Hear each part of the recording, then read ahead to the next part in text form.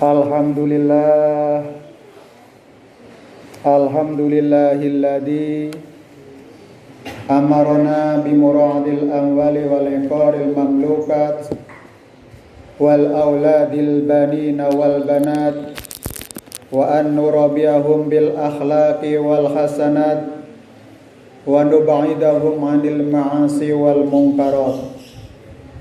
Asyhadu an la ilaha illallah wahdahu la syarikalah wa asyhadu anna Muhammadan abduhu wa rasuluh la nabiyya ba'dah. Allahumma salli wa sallim wa barik ala Muhammad wa ala alihi wa ashabihil amjad. Amma ba'du. Faya ayuhan nas ittaqullaha haitsu ma kunta wa atbi'us sayyi'atal hasanata tamhuha wa khaliqun nasa bi khuluqin hasanin. Qala Allahu ta'ala fil Qur'anil 'azim. A'udzu billahi minasy syaithanir rajim. Bismillahirrahmanirrahim. Wa may ya'mal su'an aw yadlim nafsahu summa yastaghfirullah bijuddillah ghafurur rahima. Wa may yaksib isman fa innama yaksibuhu ala nafsihi wa kana Allahu aliman hakima.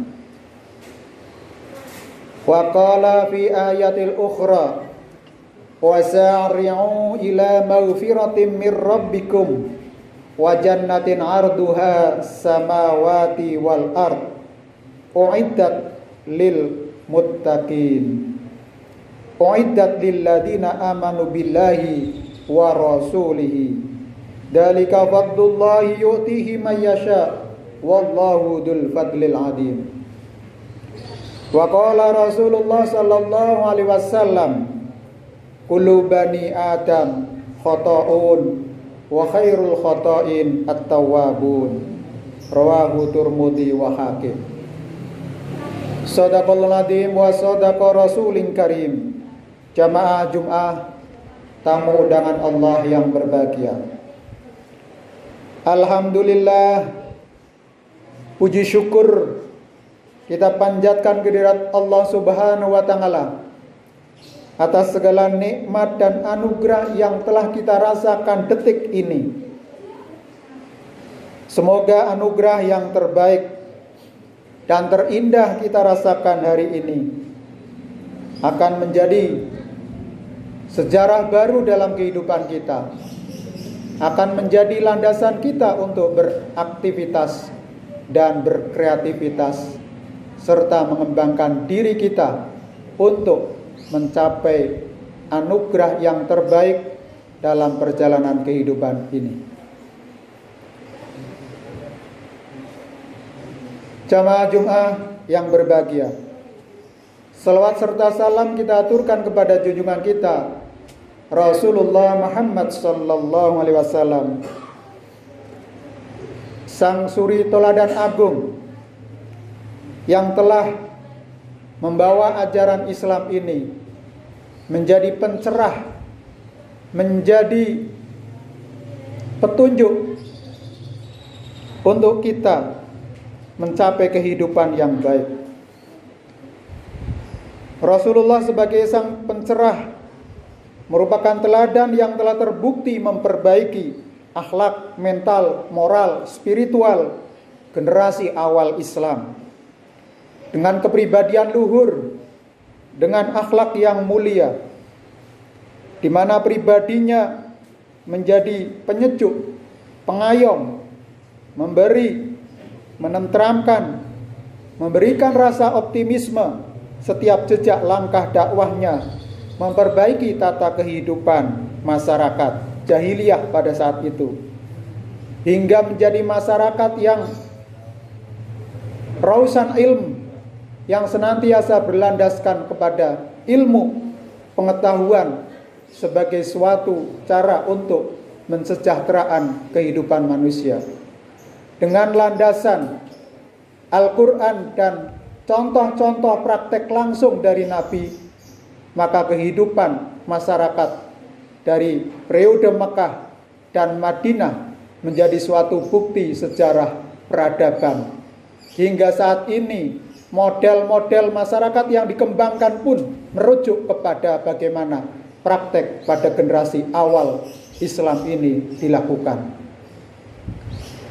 Dan saat ini adalah inovasinya terus dikembangkan sampai pada praktek yang saat ini kita rasakan dalam kehidupan beragama maupun dalam kehidupan sosial kita, termasuk sistem sosial yang ada di masyarakat kita.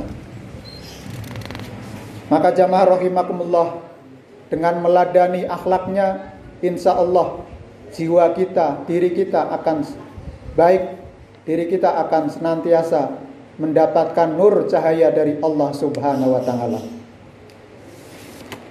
Jamaah Jumat, tamu undangan Allah yang berbahagia, melalui mimbar yang mulia ini, khatib berwasiat terhadap diri sendiri dan jamaah rahimakumullah untuk saling berwasiat tentang iman dan takwa kepada Allah Subhanahu wa taala.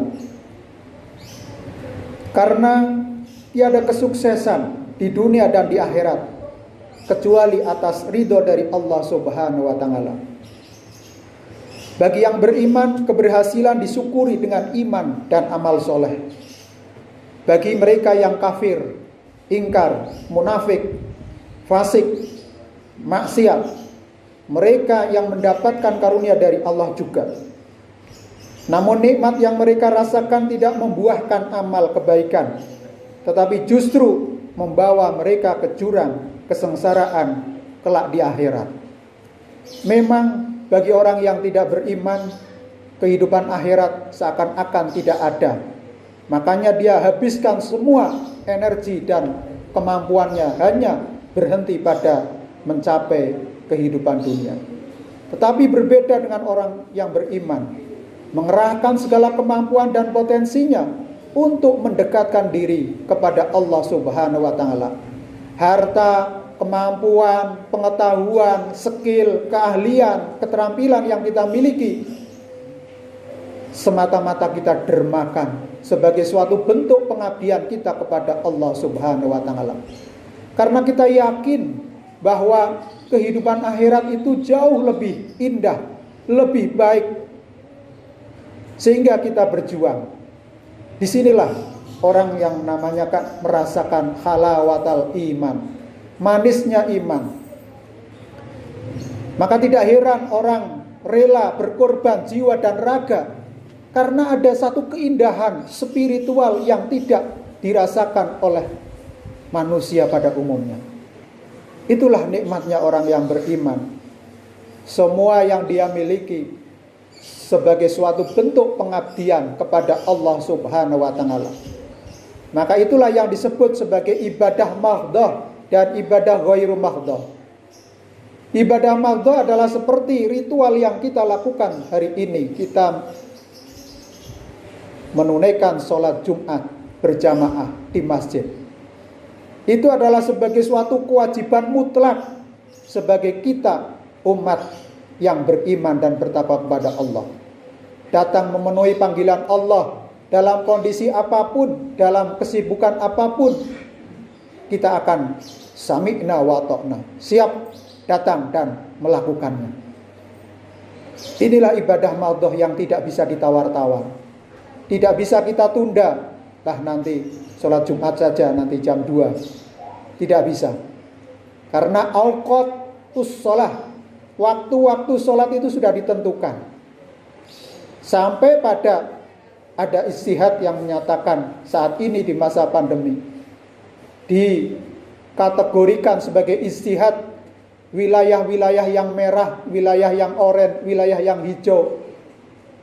Apakah boleh melakukan ibadah ini? Ini adalah sebagai satu ikhtiar manusia karena dengan saintifik kedokteran menyatakan itu adalah sebagai suatu bahaya ketika pandemi ini sedang menyebar. Tapi kita terus berikhtiar, tidak hanya dengan cara-cara yang semacam itu. Hingga pada masalah-masalah ibadah juga diberikan kesempatan kepada kita untuk melakukan yang terbaik dari ikhtiar yang dilakukan. Maka dengan pengetahuan kita juga berusaha, seperti halnya dalam sholat jamaah kita tidak softnya rapat, karena memang secara ilmiah bahwa bersentuhan dengan orang lain ataupun yang mempunyai virus pada dirinya berbahaya, bisa menularkan kepada yang lain. Sehingga formasi ibadah juga berubah. Nah inilah hal-hal yang semacam inilah bagi orang yang beriman, memang ini sebagai suatu ujian keimanan kepada kita, kepada Allah Subhanahu wa taala. Pandemi mestinya adalah menjadikan introspeksi kepada kita tentang kesalahan-kesalahan, tentang perbuatan-perbuatan kita di masa yang lalu yang berdampak. Sehingga karena sebagai suatu bencana, maka tidak hanya orang-orang tertentu saja yang akan terkena, adalah semua manusia akan bisa terpapar ataupun terkena dari COVID ini. Sehingga secara naluri dan secara akal, secara temuan-temuan ilmiah menyebutkan bahwa kita harus melakukan berbagai macam upaya-upaya untuk mengatasi itu. Itu sebagai satu bentuk ikhtiar yang kita lakukan agar kita tetap bisa hifdul nafas, menjaga jiwa. Di mana di dalam tujuan syariah ataupun maqasid syariah, tujuan ditetapkannya suatu hukum paling tidak mengandung 5 hal yang harus diperhatikan. Yang pertama adalah maqasid hifdzu din, menjaga agama. Bagaimana agama ini tetap lestari, tidak punah. Kalau istilahnya jamaah, semua masjid ditutup tanpa pertimbangan apapun, itu maka akan bisa menyebabkan agama menjadi tidak terlindungi. Tapi dalam rangka untuk melindungi agama, maka ada ikhtiar. Secara ilmiah dikategorikan wilayah zona merah, zona oranye dan zona hijau yang diperbolehkan untuk beraktivitas ibadah, agar hifdzuddin tetap dijalankan. Atau dengan kategori mereka jamaah tetap melakukan jamaah secara fardiyah atau individu di rumahnya masing-masing. Jamaah rahimakumullah. Kemudian hifdzu nasl, menjaga keturunan. Maka diaturlah hukum akhwalus syahsiyah ataupun hukum perkawinan, supaya nasab seseorang itu akan jelas dia alirannya kemana, keturunannya siapa. Nah, itulah upaya-upaya sehingga tidak boleh terjadi yang namanya perzinahan yang tidak jelas, menyebabkan nasab seseorang tidak diketahui atau karena persoalan-persoalan hukum yang lain. Hifdzu mal, harta itu harus dilindungi. Bagaimana harta dilindungi? Tentunya setiap orang diwajibkan untuk bekerja, untuk bisa memenuhi kebutuhan, sehingga dia bisa menunaikan ibadah dan bisa melakukan aktivitas yang lain. Dan hal-hal yang terkait dengan bagaimana harta ini dilindungi, bisa tercapai kebutuhan pokoknya, sehingga dia bisa eksis dalam kehidupan sosial dan kehidupan keagamaannya, itu harus tetap dilindungi. Kemudian yang terakhir adalah bagaimana melindungi akal, supaya akal ini tumbuh subur pada diri setiap individu. Maka Islam sangat melarang orang yang merusak akalnya, mendolimi dirinya dengan sesuatu yang tidak bermanfaat, seperti minum-minuman yang memabukkan, yang itu akan merusak akal pikiran dan akan menyebabkan menjerumuskannya dalam hal-hal yang negatif. Karena sumber dari kejahatan adalah dimulai dari pikiran yang tidak sehat atau tidak waras. Maka menjaga akal ini adalah sebagai suatu salah satu tujuan syariat. Hukum itu ditetapkan, sehingga regulasi hukum di dalam negara sebagai satu bagian dari sistem sosial kita akan menjalankan fungsi-fungsi sebagaimana mestinya. Jamaah Jumat, tamu undangan Allah yang berbahagia. Dari hal-hal yang tersebut di atas, kita simak firman Allah Subhanahu wa taala, "Wa may ya'mal su'an aw yadlib bi nafsihi summa yastaghfiru lillah yajidillah ghafurur rahim." Barang siapa yang berbuat kejahatan, aw yadlimun bi nafsihi, mendolimi dirinya, menganiaya dirinya, summa yastaghfirullah, kemudian memohon ampun kepada Allah, niscaya yajidillah ghafurur rahim, niscaya Allah akan mengampuni dosa-dosa yang dia lakukan. Berarti di sini adalah setiap orang yang telah melakukan kejahatan, melakukan kesalahan, sampai sebelum dia melakukan, dia bertobat, maka Allah akan memberikan ampunan. Atau telah melakukan kejahatan kemudian dia taubatan nasuha, maka Allah akan mengampuni. Allah Maha Penyayang. Maka ketika orang terjerumus kepada kejahatan, yang kita musuhi adalah tindakan perilakunya, bukan memusuhi orangnya. Ketika mereka sudah sadar, berarti kita itu adalah sebagai suatu bentuk kembali kepada jalan yang benar. Siratal mustaqim, siratal ladzina an'amta 'alaihim ghairil maghdubi 'alaihim waladdallin. Jalan yang benar, jalan yang diberikan kepada orang-orang yang telah bertaubat, sehingga mereka akan mendapatkan ampunan dari Allah Subhanahu wa taala. Dan kita sangat berpotensi untuk melakukan kesalahan-kesalahan ataupun dosa-dosa dalam perjalanan waktu. Maka setiap saat kita juga harus membersihkan apa dosa yang kita telah lakukan, baik itu kita sengaja ataupun tidak. Maka kita senantiasa harus beristighfar, memohon ampun kepada Allah agar Allah mengampuni dosa-dosa dan kesalahan kita, sehingga kita akan terbebas dari segala ancaman dari Allah Subhanahu wa taala. Jamaah rahimakumullah, marilah kita mohon kepada Allah Subhanahu wa taala sebaik-baik peluang, seindah-indah keberhasilan. Semoga dosa dan kesalahan yang telah kita lakukan diampuni oleh Allah Subhanahu wa taala. Dosa kedua orang tua kita, dosa guru-guru kita, dosa para pemimpin kita, serta seluruh kaum muslimin dan muslimat di mana saja.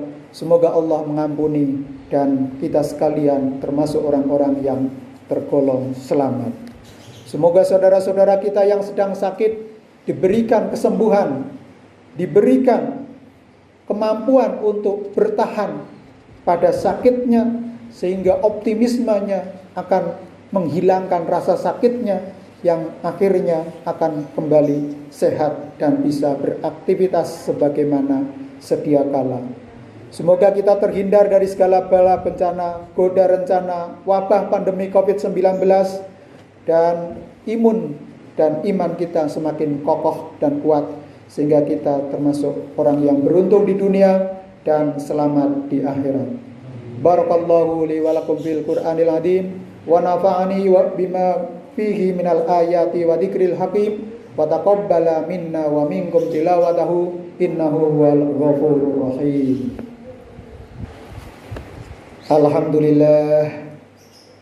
Alhamdulillahilladzi amarna bi muradil amwali wal iqaril mamlukat wal auladil banina wal banat wa an nurabiyahum bil akhlaqi wal hasanat wa nub'idahum 'anil ma'asi wal munkarat. Asyhadu an la ilaha illallah wahdahu la syarika lah wa asyhadu anna Muhammadan 'abduhu wa rasuluh afdalul khalqi wal makhluqat. Allahumma salli wa sallim wa barik ala Muhammad wa ala alihi wa ashabihi al-amjad. Amma ba'du, fa ya ayuhan nas ittaqullaha haqqa tuqatih wa la tamutunna illa wa antum muslimun. Wa qala ta'ala fil Qur'anil azim, innallaha wa malaikatahu yusalluna 'alan nabi ya ayyuhalladzina amanu sallu 'alaihi wa sallimu taslima.